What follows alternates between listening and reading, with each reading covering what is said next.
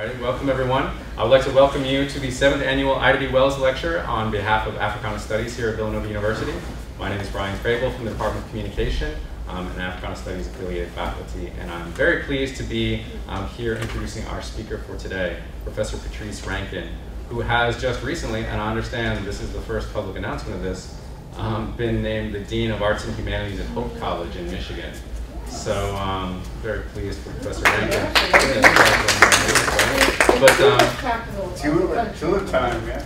Until the end of this academic year, he will continue his present position, which is Professor of Classics at Purdue University, my alma mater. Professor Rankin arrived the year that I departed with my PhD. Ships passing in the night, here we come together. He has been at Purdue since 1998, the year he received his doctorate from Yale University. He is the author of 2 books, Ulysses in Black, Ralph Ellison, Classicism in African American Literature, published in 2006, and in 2007 was named outstanding, by choice, an outstanding academic book. His forthcoming book, Aristotle and Black Drama, A Theater of Disobedience, will soon be appearing from Baylor University Press. Professor Rankin, I met him last year at a conference on Ralph Ellison, and we immediately hit it off. The Purdue connection, of course, like, you know, right there. But what I discovered was sort of a lot of areas of overlap, and not just Ralph Ellison, but also interest in classical mythology, philosophy, language, things of that nature. And so I said to Professor Lucky, you know, who would be really great for a lecture next year would be my friend Patrice. He does work in classical reception as well as classics, and the relationship between the classics and African American literature and African American studies. And as part of that, that work, he's been sort of increasingly moving into a consideration of performance and the relationship between performance, theatrical text, and African American literature. And so I'm very pleased to be introducing, on behalf of Villanova University and Africana Studies, Professor Patrice Rankin, whose lecture today will be Black Venuses, the Body and the Text. Please welcome.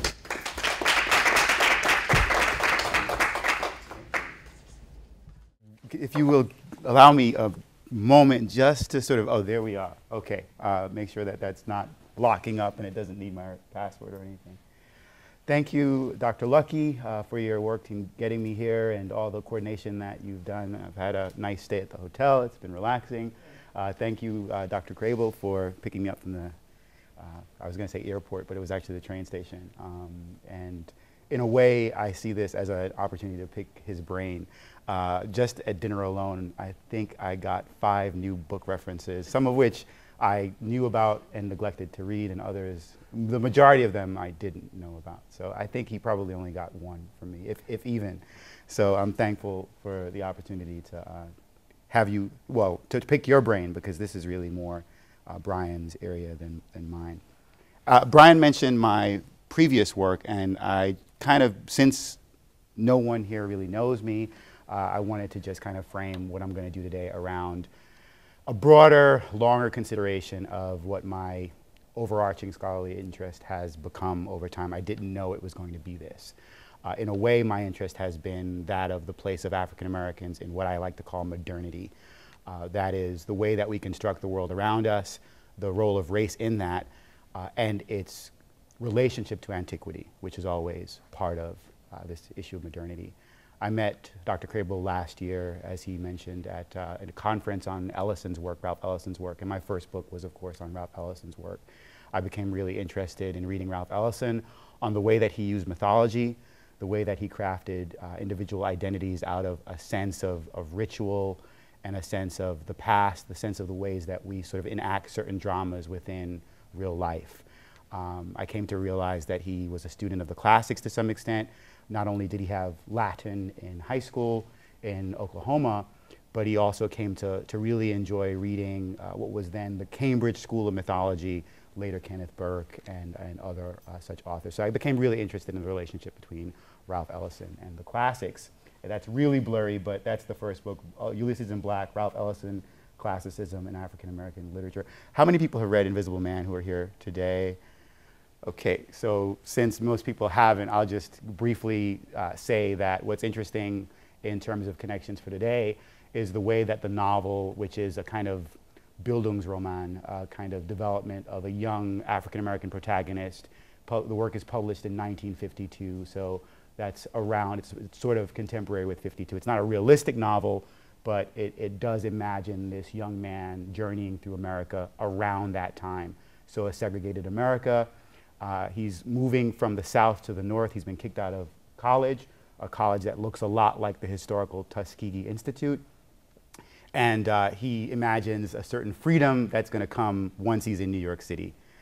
He realizes that as he journeys to New York, things aren't what they seem, and that this freedom is fleeting. There are some problems living in New York in '52 for an African-American man as well. I want us to kind of begin to think about, as we sort of move through the lecture today, the way that this journey in Invisible Man is parallel to the slave's journey from South to North. Both the quest for freedom for many runaway slaves from South to North, but also the way that the slave narrative imagines the journey of the protagonist. And I say protagonist because in many cases the slave narrative more and more becomes fictionalized by the middle of the 1800s, but this journey from South to North. So today I'll come back to this idea of this journey in this period of slavery, 19th century America, with my three main, what I'm calling the goddesses, right? These are Sarah J. Bartman, the Venus Hottentot. She came to be called Venus, disparagingly somewhat, up to her death in 1815. Harriet Jacobs as a kind of example of the way that I want to begin to think about the slave narrative. And then, of course, Ida B. Wells, since she is our namesake for this lecture. She is our eponymous hero, so to speak. We might add to this Susan Laurie Parks, because she's the author of the play that I'll discuss a little bit. Susan Laurie Parks, the author of Venus. So this is kind of way to pivot to this second book, and much of what I'll be talking about today has to do with material in this second book. And in this book, I was really interested in theater. I was going to theater a lot. Was very interested in the plays of August Wilson, as many people are, and began to want to think about how to talk about these plays and how to talk about the role of race in these plays. And I came to realize that my training in literature wasn't enough, that literary discourse, literary analysis was not going to be enough for me to understand what was going on in these plays. Performance theory became for me a way to understand and to talk about what was going on the stage as I was attending these plays. What I want to offer you today is not so much a thesis or hypothesis, unfortunately, but rather some speculation, and this is where perhaps Brian and I don't know if the theater folks are going to be able to, performance folks are going to be able to stay to talk to me, but maybe you'll email me some ideas. But this is more speculative than it is theory. Hopefully it won't just be random rambling. I want to speculate that performance theory, that is bringing back the body into our reading of the texts, might help us to reimagine the past in provocative ways. Understanding performance as a social and theatrical phenomenon helped me through this second book. I wonder how it can inform how we read the 19th century and early 20th century texts, such as the slave narratives or the lynching pamphlets, we should call them, of Ida B. Wells. My definition of performance theory, of performance, is going to be very sort of parochial, and you will forgive me, those in the room who have more sophisticated understandings of performance theory. But for me, what I was interested in was Victor Turner, who gives us the anthropological argument that drama is intrinsic to culture, not primarily as an institution that is at some point created. In Turner's formulation here on the quote, social life then, and I should say, as I'm being picked up on the mic, some of the material I'm doing here is from this second book. So if people are picking me up online and saying that I'm plagiarizing my own work, I'm just going to put it out there that for the sake of talking about Aristotle and Black drama, I'm self-citing. I'm giving you passages from the book. So the quote, social life then, even its apparent quietest moments, is characteristically poignant with social dramas. It is as though each of us has a peace face and a war face, that we are programmed for cooperation, but prepared for conflict. The primordial and perennial agonistic mode is the social drama. Turner's language is really striking to me. Rather than something that we watch on stage, as I was doing in these theaters, drama is intrinsic to culture. Social life is drama, a stylized conflict, or agon, the Greek word for conflict. in which we wear different masks, our peace face and our war face. Turner cites performance theorist and practitioner Richard Schechner as his intellectual counterpart in conceiving of the relationship between performance, the roles we play in everyday life, and theater. Schechner's environmental theater movement took root in the 1960s and culminated in his dismantling of Euripides' Bacchae in his Dionysus in '69. I want to call your attention to some of the axioms of Schechner's environmental theater movement, and if you're interested in this, he's published this in the volume called Environmental Theater. I'm not going to read them all, but just as an example, number 2 reads, all the space is used for the performance. All the space is used for the performance. I actually show Brian De Palma's filmed version of Dionysus in '69 in a class I teach on the classics on screen. It's called The Tragic Vision. And one of the things that De Palma does is to do a split screen so that at any given point you're watching the audience and you're also watching the actors on stage. That is to say, the actors on stage are not really actors, they're part of the audience. And the audience is actually part of the action. They become actors in the drama. So here again, Schechner is interested in the breaking down between the theatrical role and our everyday lives. What's going on stage is parallel to what's going on in everyday life. What's going on in everyday life is parallel to what's going on stage. For Schechner, and here's a quote, the essential theatrical themes do not find their own or even chief sources in literature, but in the experience of the body. We might add Judith Butler to this to think about the role of gender and sex even as a performative social drama, and then the iterability, that repeating these performances and these roles really is how we become what we are to be. Let's add race to the mix, as if this wasn't enough. For Aristotle and Black drama, I wanted to treat our relationship to texts, the texts we read, in terms of performance. So I borrowed a theoretical definition of the black body. The black body has a particular inflection in performance theory, as it does more broadly in modern life.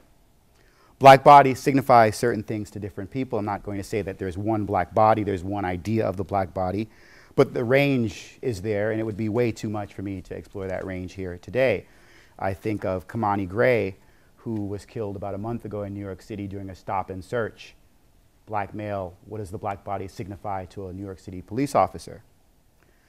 Going as far as to suggest Plato's metaphysical forms, Harvey Young defines the black body as an idea in the mind of the viewer, not my very body that stands before you today, but rather, quote, a second body, an abstracted and imagined figure that shadows or doubles my real body, the real body. That the shadow overwhelms the actual figure, that your conception of my body engulfs who I might actually be, is true not only if you self-identify as white. People who define themselves as black also have a set of ideas about the black body that threatens to drown out actual people and their voices. Thus, the black body is a broad canvas upon which we inscribe modernity. Frantz Fanon again, right? Look, a Negro.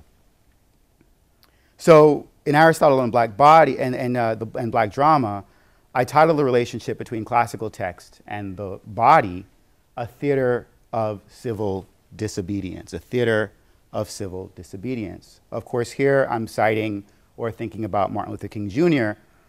and his idea of nonviolent resistance to unjust laws during the civil rights movement.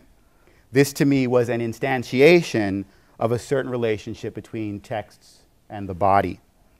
We know King cited Socrates, Thoreau, Gandhi, and so on as forerunners to the resistance to unjust laws, themselves texts, and this resistance through the body.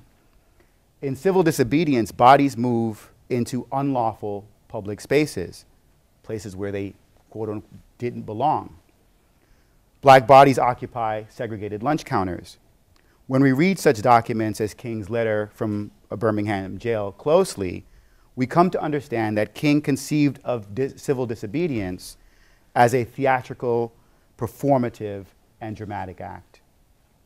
In the text, King, of course, argues that when man-made laws don't square with the moral laws of God, legal segregation, citizens must act, right? When the laws don't square with moral law, citizens must act. Legal segregation is the case in point, and King has already tried, he says, negotiation. That is the Platonic mode.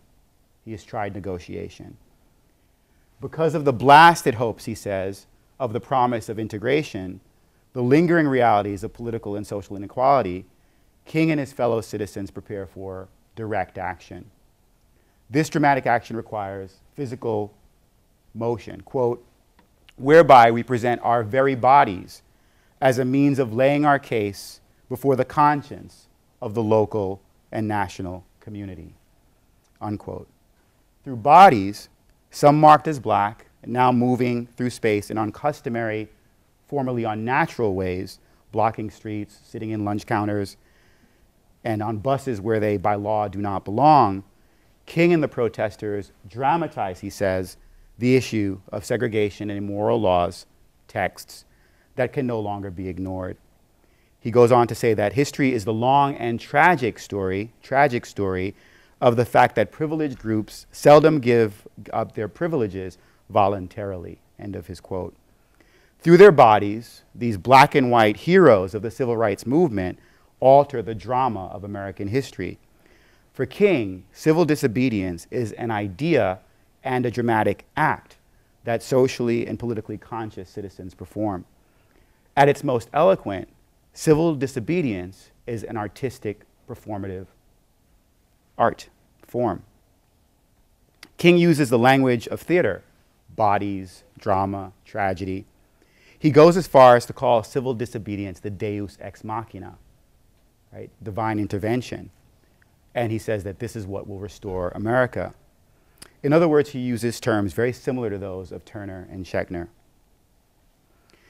So in the book, I argue that King's actions instantiate a long American sort of jazz-like improvisation on text. And I don't have time today to give you all of the examples, but this play on performance is paralleled in the book. I explore this more broadly to what philosopher Alan Locke, for example, does with Aristotle's Poetics. He never cites Aristotle's Poetics directly in the way that we would in class ask you to cite. If you did this, you'd be kicked out of class, right? You'd be sent to the Dean of Students' office.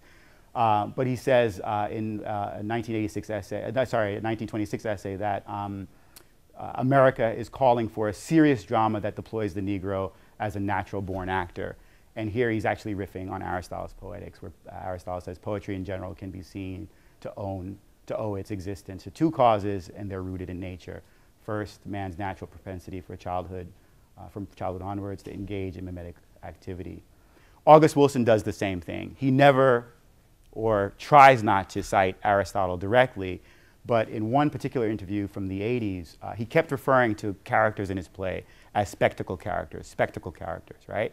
And the interviewer at some point stops him, because this is a phrase, it seems so everyday, so common, and yet it seemed to signify something. And the interviewer asked him, what do you mean by that? What do you mean by spectacle character? And then he finally comes out and says, my spectacle characters are fully integrated in the other characters' lives, but they are a spectacle for the audience. I think that's my interpretation of spectacle in Aristotle's Poetics. Right? This from a playwright who, after Fences wins all these awards, Pulitzer and otherwise, says to the interviewer, I've never read anything but Shakespeare. I've only read, the only play of Shakespeare I've read is Othello, he says. And he says the only other play that I really have ever seen is Ethel Fugard's Sizwe Banzi is Dead, which is a play about apartheid in South Africa. So here's a guy who's insisting on being a kind of idiot savant, right? He's insisting that he doesn't know the classics and he doesn't know the literature, and yet here he is citing Aristotle's Poetics. Just a couple of examples of what I do in the book. But let me come around to the Venuses, right? Susan Lowry Parks' Venus is one of the plays I discuss in the book. So this gives us an opportunity to come around to the Venuses for today. Parks was born in 1963 in Fort Knox, Kentucky. She graduated from Mount Holyoke College, taking her BA in both German and English in 1985. How many people have seen Girl 6?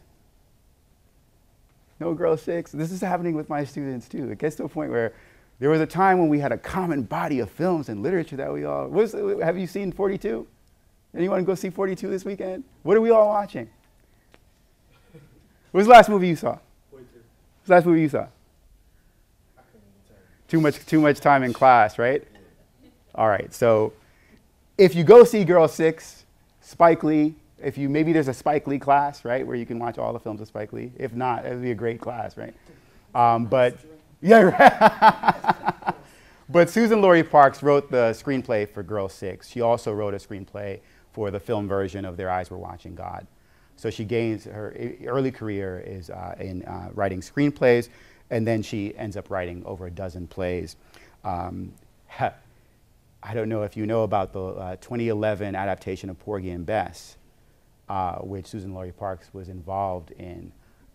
It was so controversial because they altered the script that Susan Sondheim actually wrote an op-ed piece in the New York Times protesting the play. So Parks won a MacArthur or a Genius Award in 2001 and a Pulitzer in 2002 for the play Top Dog, Underdog. You do know Mos Def. Mos Def was an actor in the play. It was, I think, his Broadway debut. You might not know Jeremy Wright, but Jeremy Wright was also a character in her Top Dog, Underdog. So Venus, coming to the play, won an Obie in 1996. The prolific playwright, some of you might know, Richard Foreman, with over 3 dozen actually plays to his name and 9 operas, directed the premiere of Parks's Venus. Parks took some issue with the first production and did her own in 1998 at the Wilma Theater right here in Philadelphia. So this was a popular play, so much so that it's done quite a bit. The version I saw was in 2010 in Chicago at the Steppenwolf Theater. So in Venus, Parks imagines the experiences of Saartjie Baartman, one of the Venus Hottentots. She's a Khalsa woman who was paraded throughout Europe, throughout England and France particularly, from the 1790s until her death in 1815. There are a number of books on her, a number of articles written. Rachel Holmes, historian, has written the sort of main biography or the main historical account of Saartjie Baartman. Parks takes the historical record in which Baartman is primarily silent and struggles to give her some agency, some language. We know how degrading the treatment of Saartjie Baartman was. In fact, upon her death, her genitals were cut out and displayed in the Museum of Man in Paris. History tells us that they were repatriated, strange, repatriated to South Africa recently in the 1980s. What does it mean to stage this woman? It's worth noting that Harvey Young, whom I mentioned earlier, wonders whether the theater space itself doesn't inevitably lead to a certain kind of gaze upon the body. In Parks's hands, Baartman is a subject with her own power and voice. She accomplishes this, Parks does, through performance and theater, arguing that the text or the word and the body are inextricable. In the play, Parks juxtaposes speech with the black body so that through language she challenges the Hottentot as spectacle. She was a person, not an anti-classical Venus. And of course, the reference to Venus is comparing her to this classical form, the Venus de Milo, and the proportionality of this form, but then also, of course, of erotic desire, because in the accounts, constant theme of the erotic attraction to her among the doctors and others. So we have in the play Baartman, we have the European audiences for whom she was a traveling attraction, and the doctor, George Cuvier, who toted her around the continent and was her lover. This is Parks's conception of this, right? We might say he was her violent assailant, right? But in Parks's play, he functions as a lover, someone with whom Venus herself, Saartjie Baartman herself, has an erotic attraction. Part of the problem with the first staging of the play, Foreman's adaptation, was that he took so much, he was so connected to the Doctor, he's so identified with the Doctor and developed that character so much that the role of Sarah J. Bartman was kind of diminished. So Parks takes the play over, she takes it back. So in her play, this invocation of the goddess, of the Greek goddess, is a form similar to laws, a form that constricts the body. This is the way we're supposed to see her. This is the way she actually is, right? So there's a constriction on this. This form governs the body's movements and even determines how others are to see it. She's an anti-classical Venus, an example of the disproportionality of the non-European or the non-classical body, and yet nonetheless erotic. By having Bartman vocalize a selfhood, Parks opposes this framework to her understanding of Sarah J. Bartman. It's kind of tough to talk about a play without anyone having seen it, so let's just take a look at a clip, maybe just a minute or two. This is the opening scene of Venus.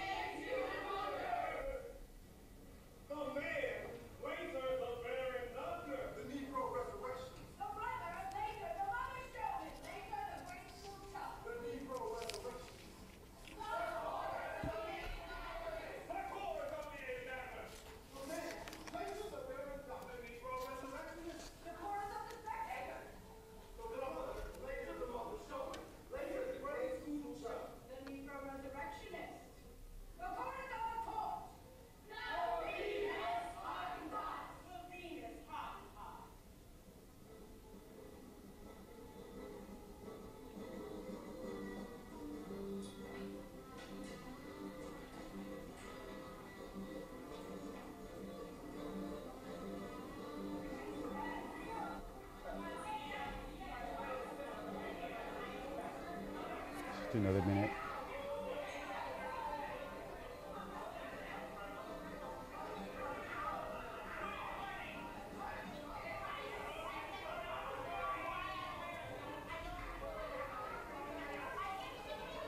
Okay.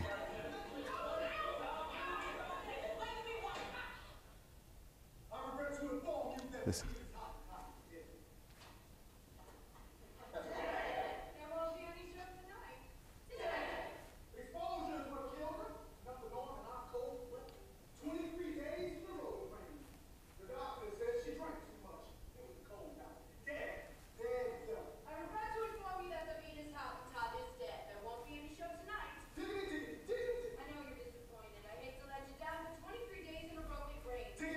Okay, so clearly trying to infuse this with a bit of humor. The repetition of the Venus Hottentot is dead is quite a way to begin a play, right? If she's dead, why watch the play?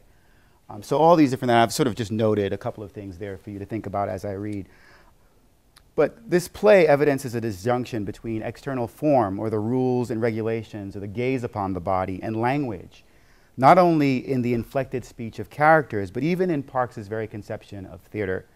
For example, rather than absent the play of a classical chorus, you just saw, of course, Aristotle claims that the classical chorus is an indelible feature of drama, but Parks intensifies her chorus, and in doing so calls a kind of self-conscious attention to it.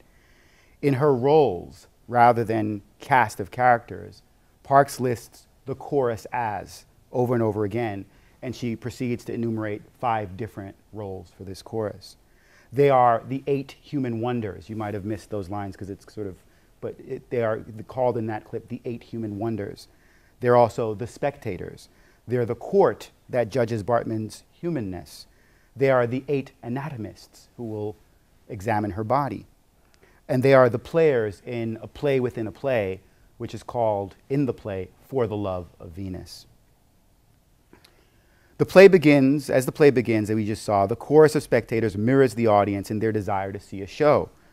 And early in the play, they actually guide our attention and our gaze. The gals got bottoms like hot air balloons, bottoms and bottoms and bottoms piling up like two mountains, magnificent and endless, and asked to write home about, well worth the admission price. The chorus's spectatorship shifts as they themselves are the spectacle. We are watching them. They're the 8 human wonders. But they watch Venus's body from their own vantage points, along with a list of scenes that number to 31 and that move backward, because she's dead in the first scene, so we've got to get there.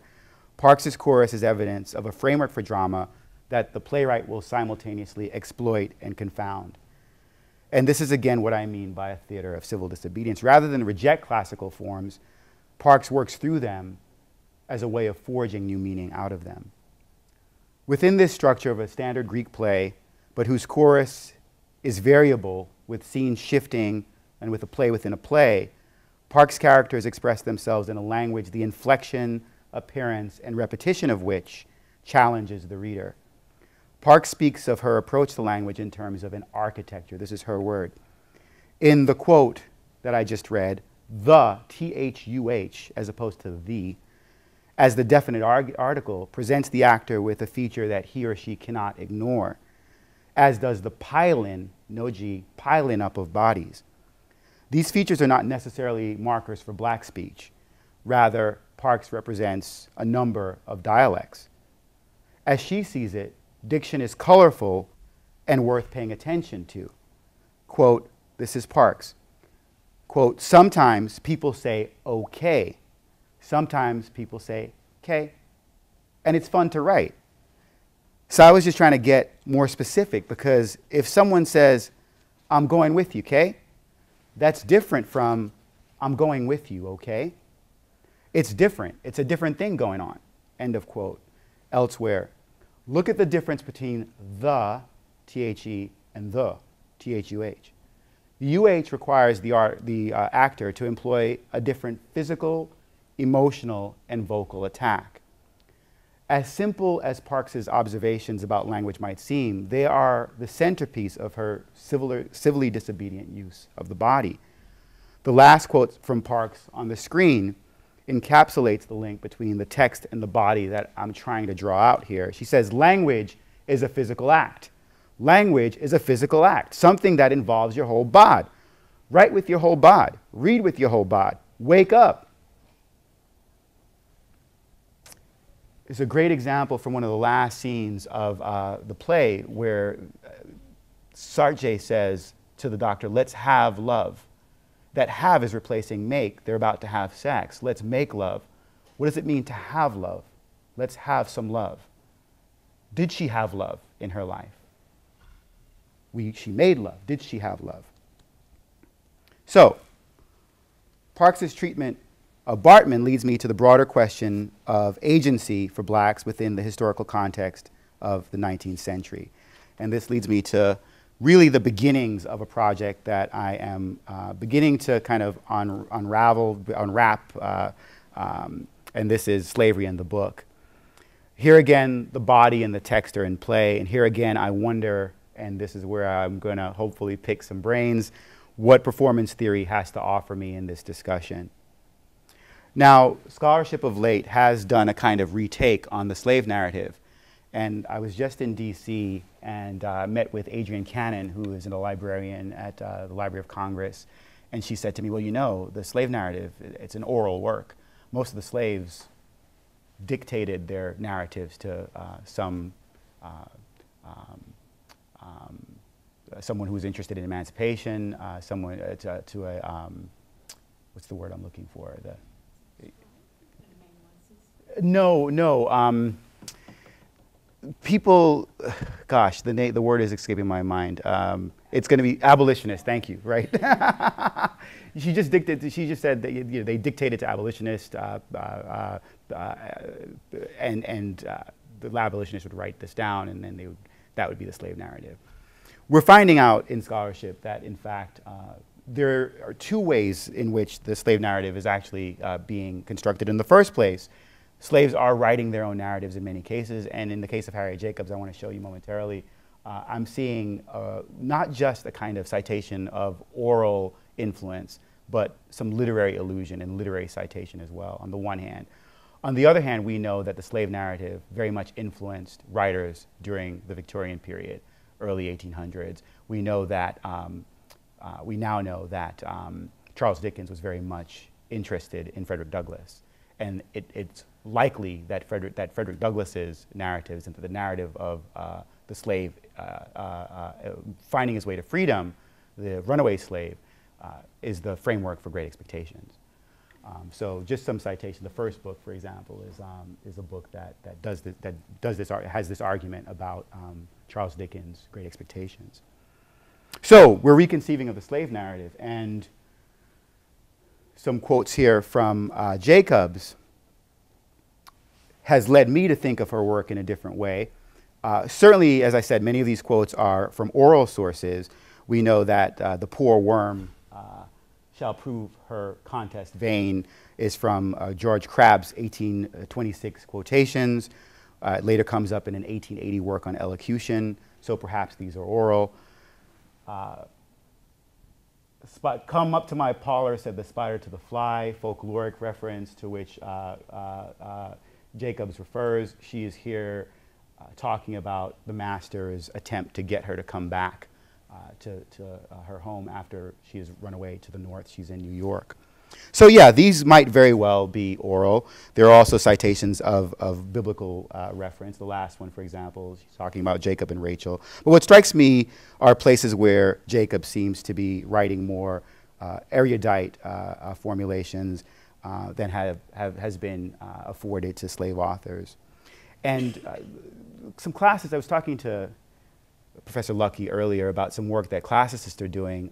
There is a book now by Cook, James Tatum, and Cook is the last name of the second author. I can't remember the first name right now. But this is called African American Writers and Classical Tradition. And they've proven, for example, that Phyllis Wheatley, who was also conceived of as a kind of idiot savant, right? Someone who is not writing from erudition, someone who's not revising her work. They have found several versions of given poems that show that she was actually revising and working through her poems, right? So this old way of looking at these narratives and slave authors in the late 1700s and early 1800s simply won't work anymore. So what about the role of performance in this? I'm wondering about the body in this. How have we formally imagined the slave body? Just as we imagine the slave narrative in aliterary or oral terms, we conceive of the body in terms of sickness and distress. A recent review of a stage performance of Afra Ben's 1688 novel, Orunoko, about the namesake slaves' capture and torture, is insightful on this issue. And I just want to cite this review. This was a piece that was performed in Montreal not 2 weeks ago.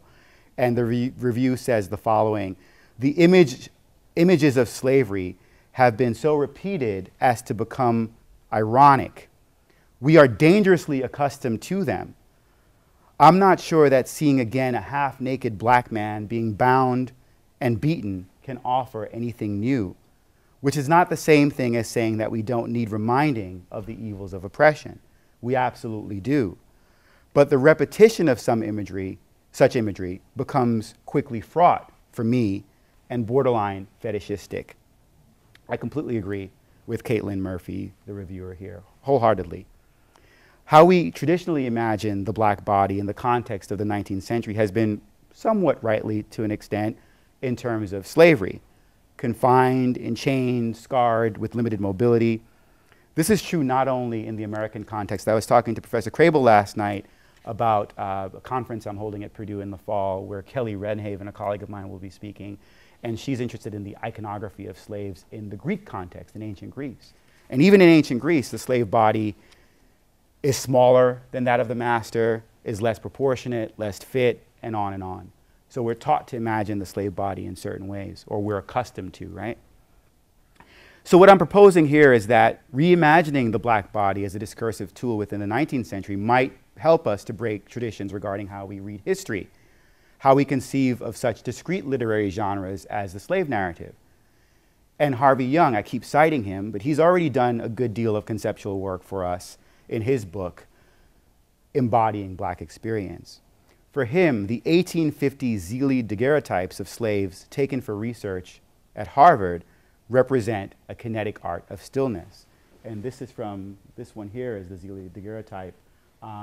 The doctor who wanted these images from the South at Harvard was actually what Harvey Young calls the sort of inheritor of Cuvier's practices. And Cuvier was, of course, the doctor in the case of Sarche Bartman.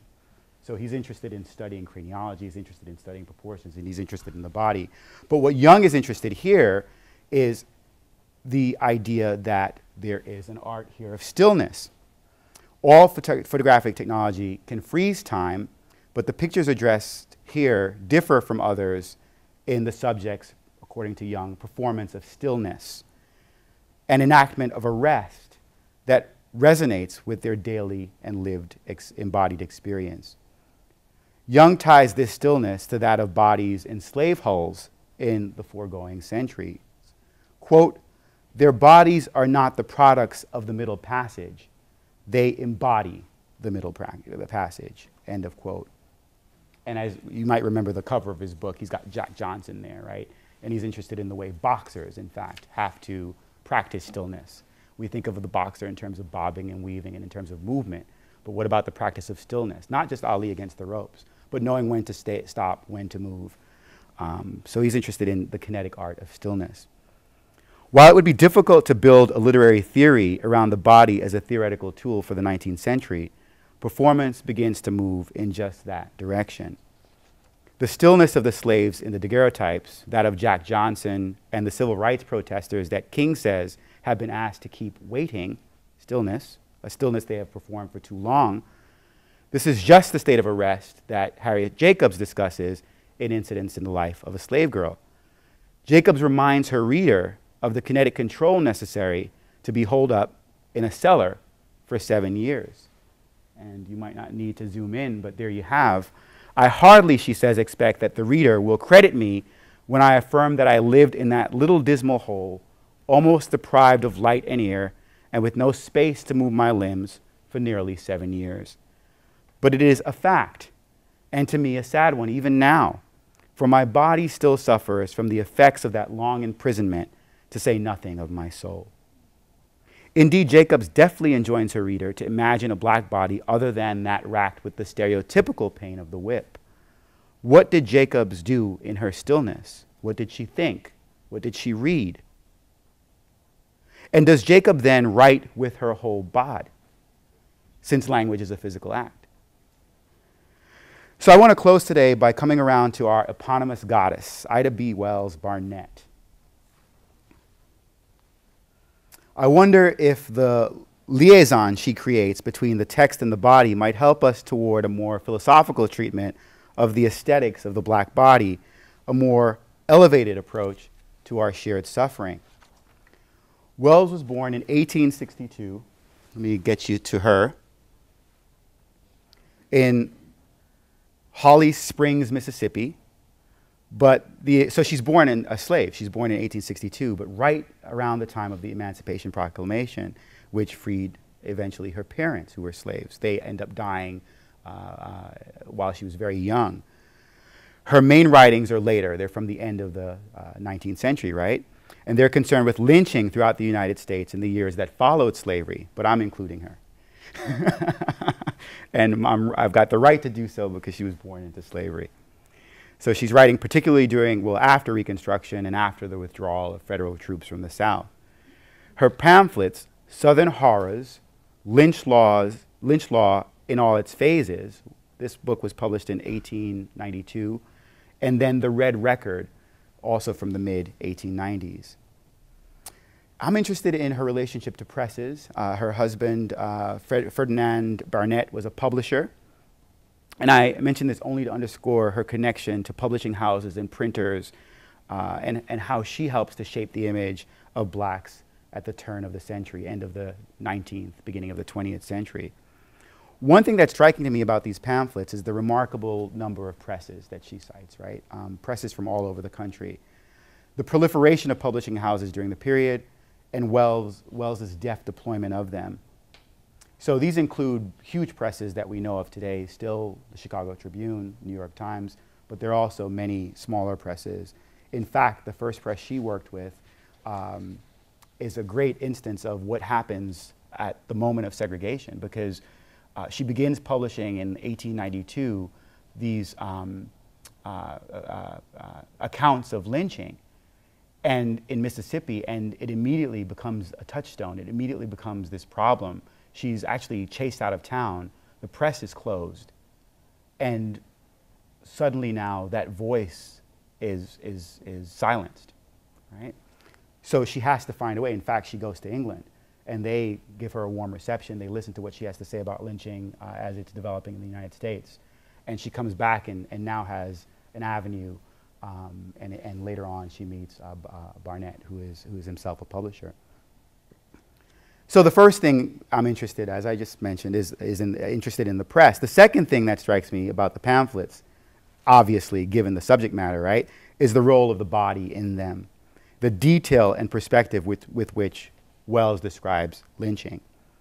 So, for example, in the Red Record, Wells describes the lynching on February 1st, 1893 in Paris, Texas, of Henry Smith, a black man who killed a 4-year-old girl named Myrtle Vance.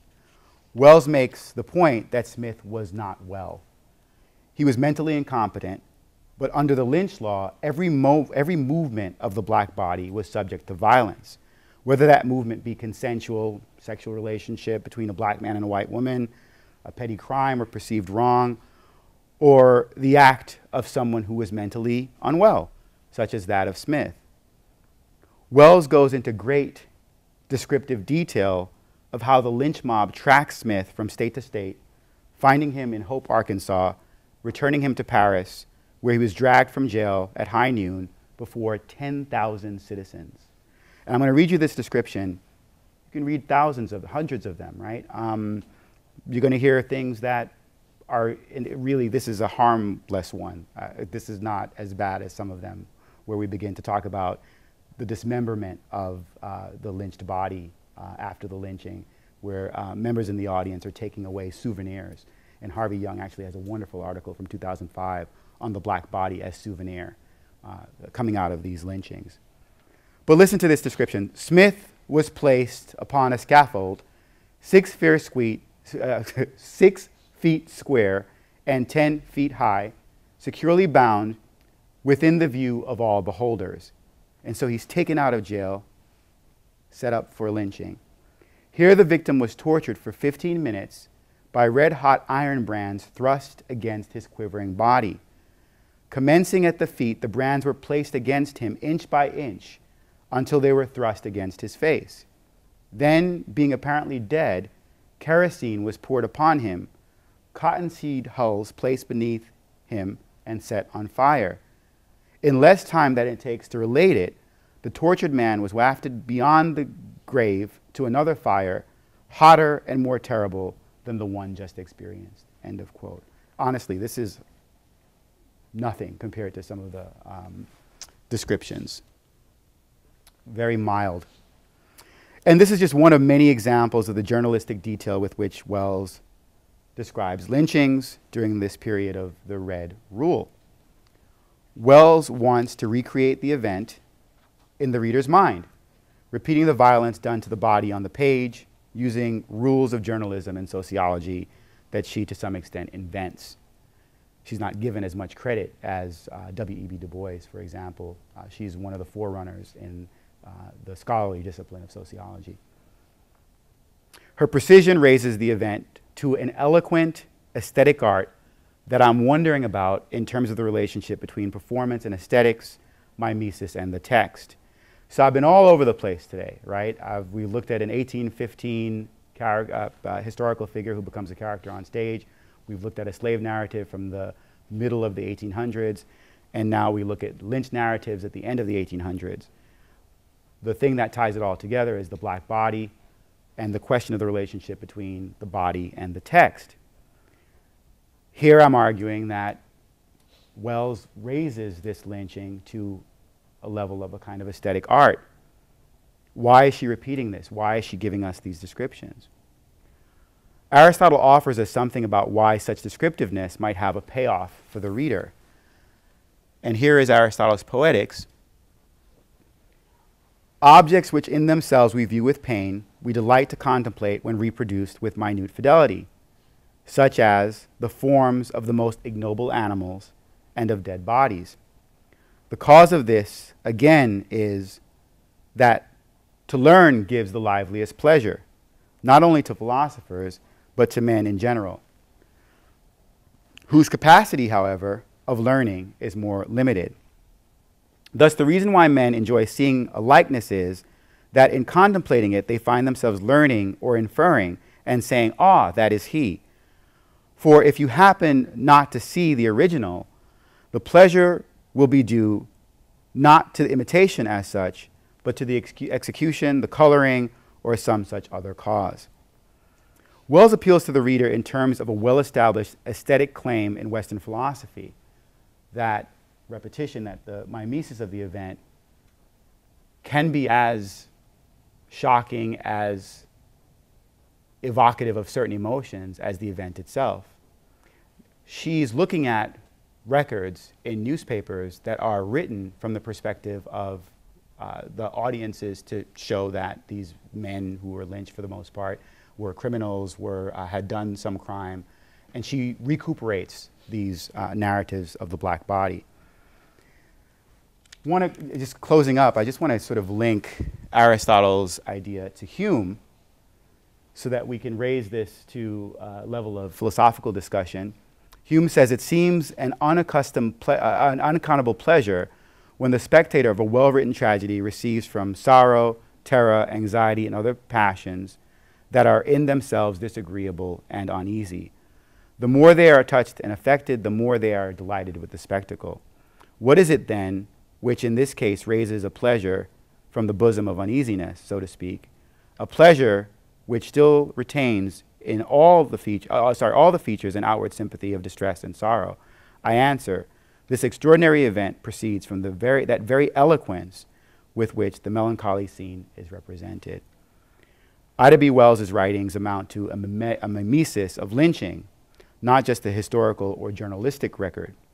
Her mobilization of presses to accomplish her aim was an act of sheer brilliance, one that astutely demonstrates the relationship between the text and the body, an example of the way that performance theory might bring something to our understanding of past events. I'll leave it there. No formal conclusion to what I'm saying here, but I, again, sort of leave it open-ended because I'm not sure where to go with this. I'm not sure what's next in this. But I do wonder where, for me, performance theory is going to end and where some other tools might be helpful as I try to reconstruct and rethink the relationship between slavery and the book for this third project. So I'll leave it at that.